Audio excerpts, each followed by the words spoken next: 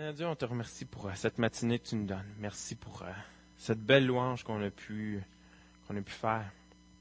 On prie que tu puisses ouvrir nos cœurs ce matin, qu'on puisse être enseignable, qu'on puisse d'être concentré, Seigneur, pour entendre ce que tu as à nous dire.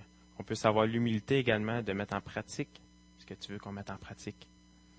On prie vraiment, Seigneur, de bénir cette matinée. Amen. Alors, ce matin, comme Matthieu a dit la semaine dernière, on poursuit le chapitre 23 de l'Évangile de Matthieu. Donc, Matthieu avait commencé, c'était les 7 malédictions. C'est les 7 paroles les plus sévères que Jésus aurait prononcées, qui sont répertoriées dans la Bible. 7 malédictions ou 7 accusations qui sont faites envers les chefs religieux, qui étaient les leaders spirituels de ce temps-là, qui étaient les scribes et les pharisiens. C'est 7 accusations qui sont lancées à cause de leur rébellion, à cause de leur péché, à cause de leur état destructrice. Et puis ce matin, c'est pas avec légèreté qu'on va étudier la fin de ce chapitre, mais c'est avec beaucoup d'attention et d'humilité. Parce que si le Seigneur prenait ces péchés-là au sérieux il y a 2000 ans, le Seigneur, il change pas, puis il les prend encore au sérieux aujourd'hui. Donc, prenons au sérieux ces 7 accusations. On va voir les 3 dernières ce matin. Si vous avez manqué les premières, allez voir et écouter le message de la semaine dernière avec Matthieu. Donc, on va voir malédiction 5 à 7, ou les accusations 5 à 7. Alors, vous pouvez tourner dans Matthieu 23, et ça va être le verset 25 à 39. Alors, commençons par les premiers versets.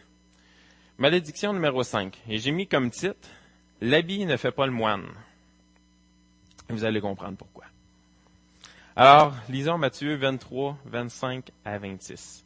« Malheur à vous, scribes et pharisiens hypocrites, parce que vous nettoyez le dehors de la coupe et du plat, et qu'au-dedans, ils sont pleins de rapine et d'intempérance. Pharisiens aveugles, nettoie premièrement l'intérieur de la coupe et du plat, afin que l'extérieur aussi devienne net. » Et Matthieu a traité le verset 14 la semaine dernière, qui nous parlait des longues prières faites en public par les leaders qu'on a ici. « Malheur à vous, scribes et pharisiens hypocrites, parce que vous dévorez les maisons des veuves et que vous faites pour l'apparence de longues prières.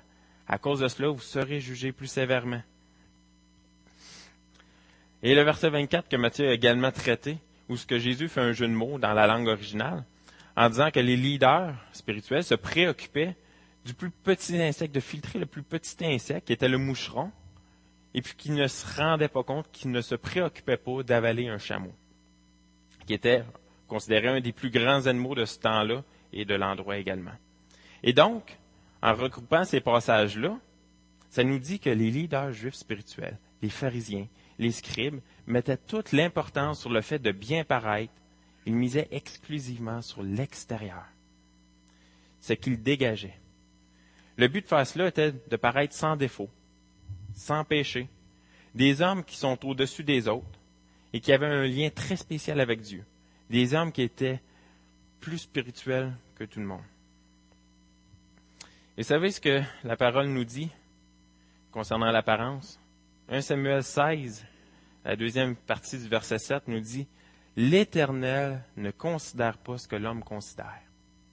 L'homme regarde à ce qui frappe les yeux, mais l'Éternel regarde au cœur. » L'Éternel, il regarde au cœur de la personne. Il se fout de l'apparence de spiritualité. Il se fout des longues prières en public comme les pharisiens faisaient. Mais par contre, il ne se fout pas de notre cœur. Vous savez, il est difficile de ne pas juger une personne à son apparence, alors que notre société idolâtre l'apparence.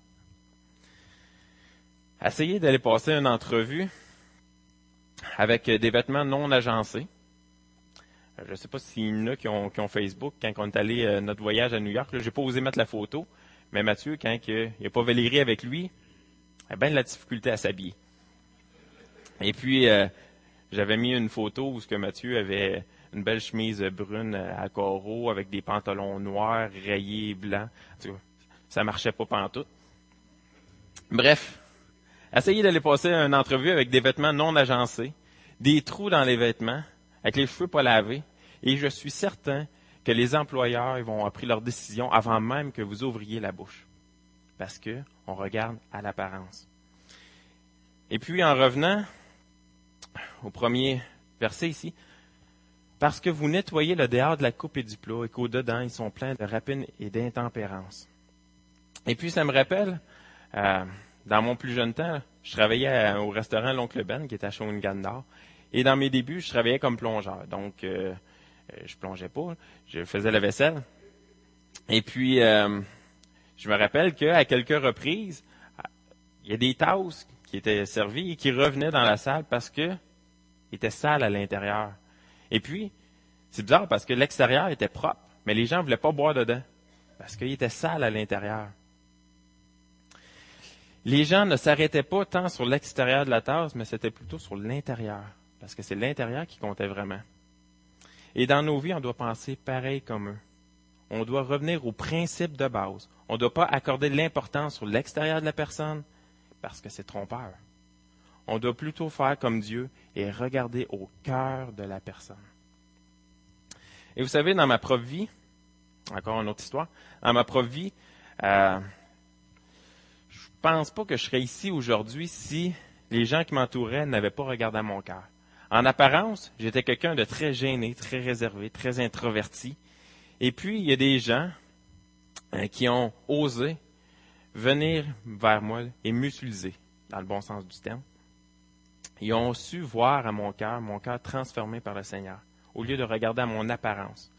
Et puis, si ça n'avait pas été dans mes débuts de Matthieu qui m'encourageait à partir pour les Royal Servants, donc ça fait déjà 7-8 ans de ça, si ça n'avait pas été de Matthieu qui m'encourage, qui me pousse pour aller là-bas, si ça n'avait pas été de lui encore qui me pousse l'année d'après pour aller comme leader au camp des boulots, je ne suis pas sûr que je serais ici devant vous ce matin. Mais le Seigneur a su placer les bonnes personnes dans ma vie qui ont su voir à mon cœur, pas à mon apparence qui était réservée, qui était timide, qui n'avait pas l'air d'avoir de potentiel. Le Seigneur a su utiliser ces personnes-là pour aller voir mon cœur, puis m'emmener où ce que je suis aujourd'hui. Et je vous encourage, frères et sœurs, à voir chez les autres frères et sœurs ici ce matin, de l'Église locale, ce même potentiel. Peu importe l'âge, peu importe l'apparence physique, peu importe l'élocution de la personne, accordons l'importance au cœur transformé par le Seigneur. Prenons à cœur de s'investir dans la vie d'un autre, même si cela prend de notre temps et énergie. Parce que ça prend du temps. Quand on s'investit dans la vie de quelqu'un, ça prend du temps, ça prend de l'énergie, c'est des efforts.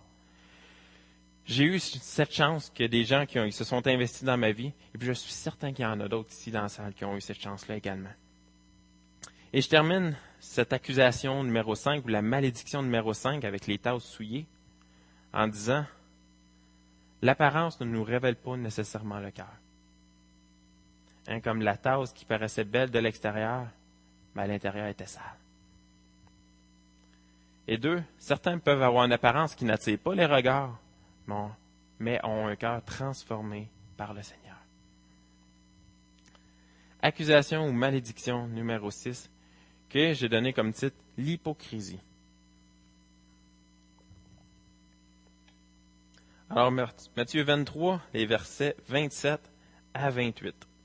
« Malheur à vous, scribes et pharisiens hypocrites, parce que vous ressemblez à des sépulcres blanchis, des tombeaux, des tombes, qui paraissent beaux au dehors et qu'au-dedans sont pleins d'ossements de mort et de toute espèce d'impureté. Vous de même, au dehors, vous paraissez juste aux hommes, mais au-dedans, vous êtes pleins d'hypocrisie et d'iniquité. » Dans la malédiction précédente, on a vu le désir de bien paraître de la part des chefs religieux, pour d'être vus comme des grands hommes spirituels.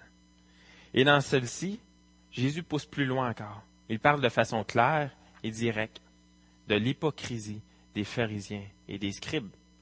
Jésus les compare même à des ossements morts. Ils font croire qu'ils sont parfaits, qu'ils sont sans péché, qu'ils sont les modèles du troupeau par excellence à suivre, mais ils ne le sont que de l'extérieur. Car de l'intérieur, ils sont morts. Ils sont pleins d'ossements morts. Et petite question, nous arrive-t-il parfois de porter des jugements sur les mauvais agissements des autres alors qu'on fait la même chose dans le secret? On reprend quelqu'un pour sa médisance, puis lorsqu'il n'est plus là, c'est nous qui en faisons. On reprend quelqu'un pour son manque de foi, alors que nous sommes nous-mêmes pleins de doutes. On reprend quelqu'un parce qu'il consomme de la pornographie, alors qu'on fait la même chose en secret. Lorsqu'on fait cela, nos motifs ne sont pas bons et purs. Ce n'est pas d'être compatissant et d'aimer l'autre, c'est de l'hypocrisie. C'est la même chose que les chefs religieux. C'est de faire croire à l'autre que nous sommes au-dessus de tout cela, que nous sommes bons et plus spirituels qu'eux. Et en faisant cela, nous faisons exactement ce que les pharisiens et les scribes faisaient. Nous sommes des sépulcres beaux de l'extérieur et qui cachent la mort et pleins de péchés à l'intérieur. Petite histoire. Alors que j'étais dans les Royal Servants, je reviens souvent avec ça parce que c'était une belle expérience dans ma vie. Alors que j'étais dans les Royal Servants, la première journée, on est au training camp, c'est le camp d'entraînement. Les tentes sont toutes, on couche dans des tentes qui sont sur un champ. Et puis, première journée, ils nous ont dit, au coucher, on prend les souliers, on les met sous la tente. On ne rentre pas les souliers dans la tente pour le bonheur de tous. On les rentre sous la tente. J'avais pas compris encore, fait que je les avais pris, je les avais rentrés à moitié sous la tente. Donc, il y avait une partie qui dépassait, puis une partie en dessous. Et puis, le lendemain matin, j'ai compris pourquoi il fallait les mettre complètement sous la tente. Alors que j'ai pris mon soulier qui avait l'air beau. Il était tout correct. Mais c'est quand que j'ai pris mon soulier et que j'ai voulu mettre mon pied dedans, attention oreilles sensibles, il y a une dizaine de grosses bébites noires, environ ça de grosses, et j'exagère pas, environ ça de grosses, des grosses bébites noires, des genres de coquerelles, une dizaine qui sont sorties de mon soulier, des deux souliers. C'était dégueulasse. Et donc, cette petite histoire nous rappelle que l'extérieur est trompeur. Mes souliers voulaient me faire croire que tout était beau. C'est mes souliers qui jouaient la carte de l'hypocrisie. Ils me faisaient croire qu'il était beau, que tout allait bien, mais c'est l'intérieur qui n'était pas beau. C'était plein de grosses bébites et je ne vous souhaite pas de vivre ça. Luc 6, 42. Comment peux-tu dire à ton frère, « Frère, laisse-moi ôter la paille qui est dans ton œil, toi qui ne vois pas la poutre qui est dans le tien. Hypocrite, ôte premièrement la poutre de ton œil, et alors tu verras comment ôter la paille qui est dans l'œil de ton frère. » Et parfois, on évite à reprendre, à accuser, à juger les autres. Mais avant de faire cela, demandons à l'Éternel ce que le psalmiste a dit en psaume 139, les versets 23-24. Un passage et un chant que j'aime beaucoup. « Sonde-moi, ô Dieu, et connais mon cœur. Éprouve-moi et connais mes pensées.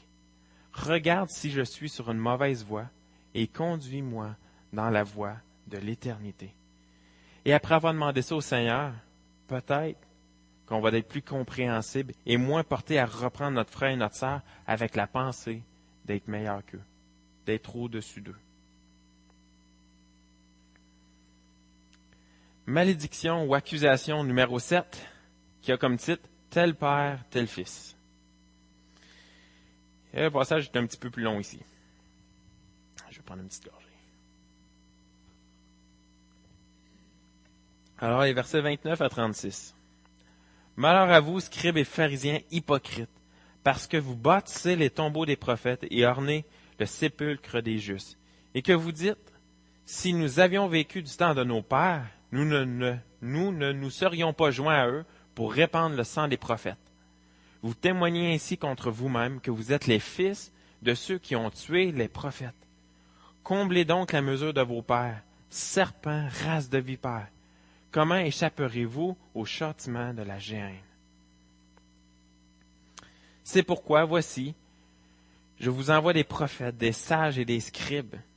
Vous tuerez et crucifierez les uns, vous battrez de verge les autres dans vos synagogues, et vous les persécuterez de ville en ville, afin que retombe sur vous tout le sang innocent répandu sur la terre, depuis le sang d'Abel, le juste, jusqu'au sang de Zacharie, fils de Barachi, que vous avez tué entre le temple et l'autel.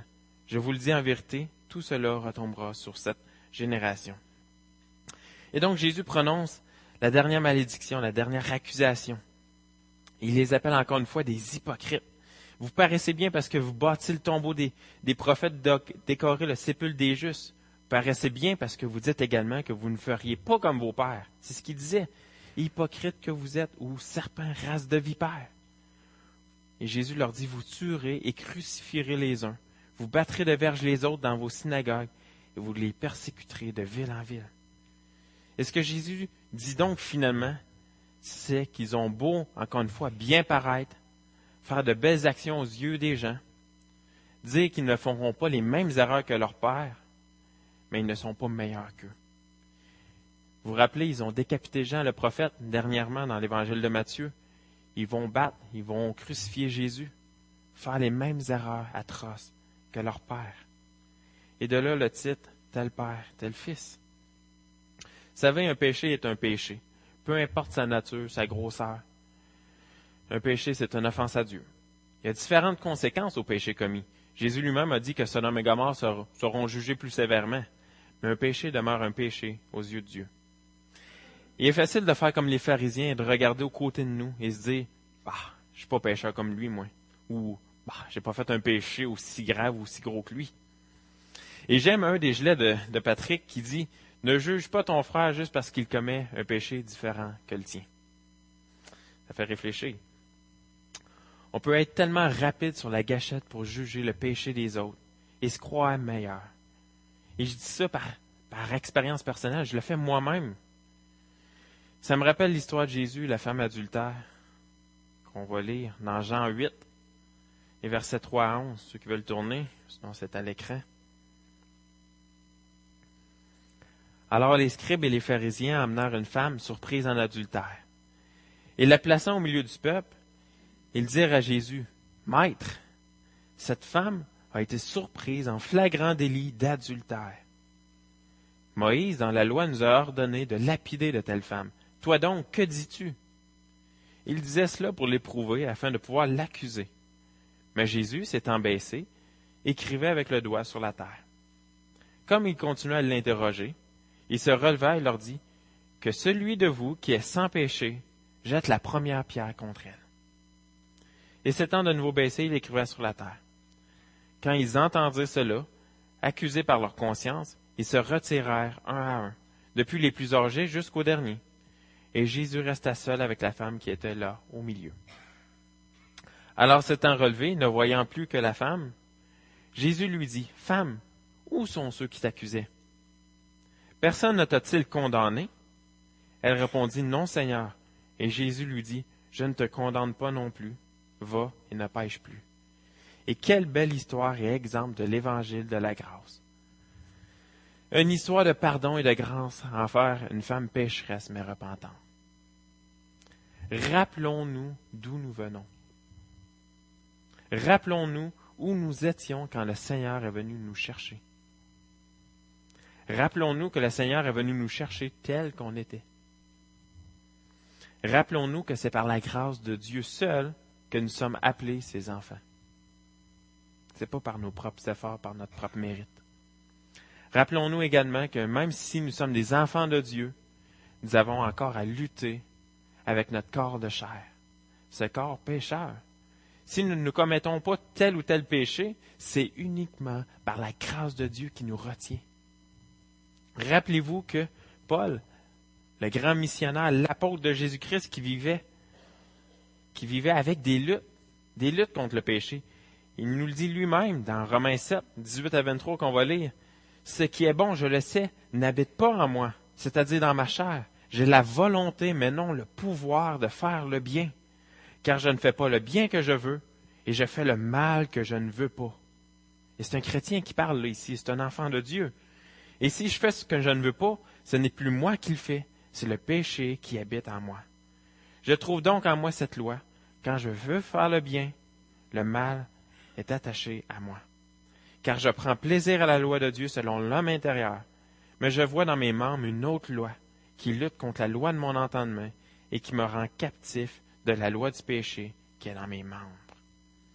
Ne soyons donc pas comme les pharisiens, les scribes, des hypocrites.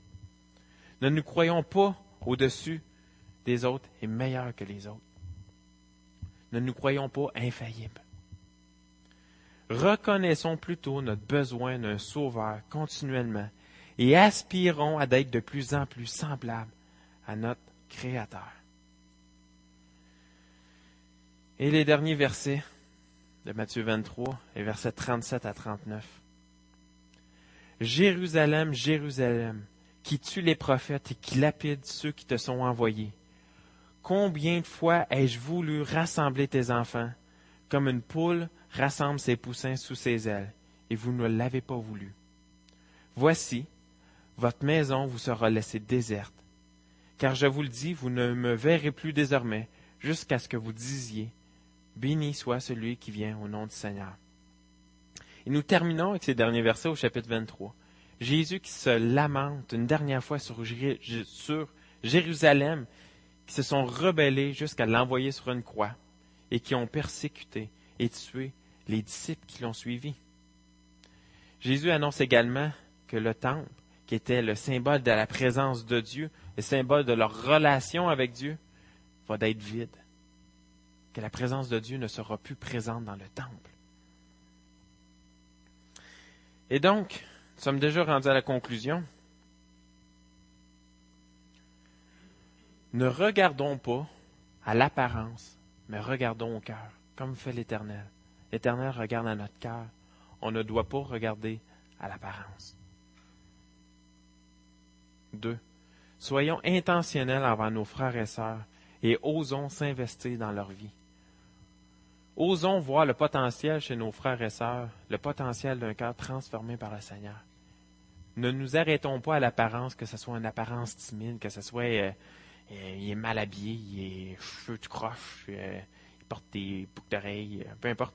Ne nous arrêtons pas à ça. Osons s'investir dans la vie des gens qui ont un cœur transformé par le Seigneur. Que ce soit par le mentorship, que ce soit par prendre un frère ou une sœur sous votre aile, que ce soit qui viennent avec vous durant la journée, qui vous voient dans votre quotidien, que vous puissiez lui partager votre expérience de vie personnelle, votre expérience spirituelle. Soyons intentionnels envers nos frères et sœurs et voyons le potentiel en eux. Et troisièmement, ayons une attitude humble face à nos péchés et le péché des autres. Ne partons pas en guerre, mais reprenons avec amour et pardonnons avec humilité. Prions. Ah Seigneur Dieu, merci pour ces paroles qui peuvent être dures parfois. C'est des accusations que tu faisais contre des péchés. Et des péchés, Seigneur, qu'on peut commettre nous autres mêmes. L'hypocrisie, le fait de vouloir bien paraître, le fait de se croire supérieur à d'autres. Et parfois, Seigneur, ça nous brasse un peu de se faire dire ça. Mais Seigneur, qu'on puisse le prendre venant de ton esprit qui nous brasse de l'intérieur. Et qu'on puisse le prendre avec humilité. Qu'on veuille changer, Seigneur, pour te ressembler de plus en plus. On prie, Seigneur, que tu puisses nous donner cette humilité-là. Que tu puisses nous aider également à ne pas regarder à l'apparence, mais à voir au cœur transformé par toi de nos frères et sœurs, voir le potentiel et s'investir en eux, Seigneur. On prie vraiment, Seigneur, que tu puisses nous aider à mettre en pratique ces passages-là ce matin. On prie de bénir cette matinée.